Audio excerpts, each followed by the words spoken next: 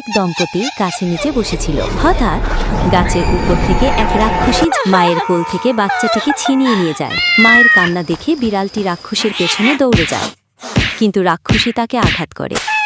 বিড়াল আহত হয়।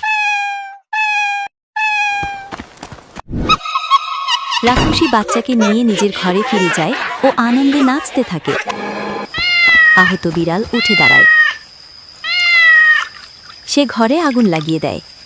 আগুনের তাপে রাক্ষসী ঘর থেকে বেরিয়ে আসে।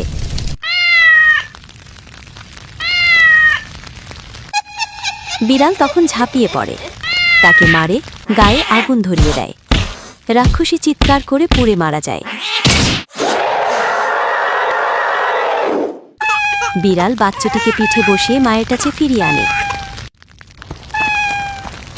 মা কাঁদতে কাঁদতে বাচ্চাকে জড়িয়ে ধরে।